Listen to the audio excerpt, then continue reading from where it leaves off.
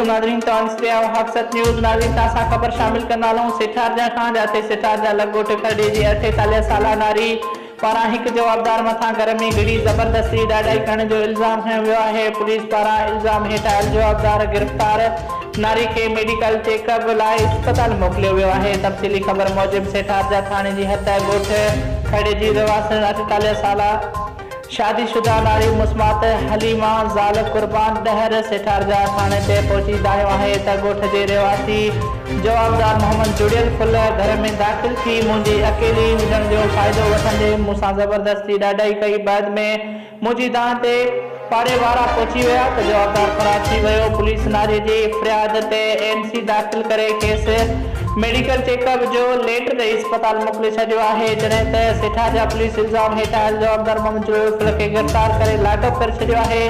Police मूजिबि वाक़े जी जांच कई पई वञे ऐं मेडिकल रिपोर्ट अचण बैदि वधीक कार्रवाई कई वेंदी। नाज़रीन, रिपोर्ट करे रहियो आहे इल्ताफ़ भुट्टो, हक़सत न्यूज़ सिठारजा।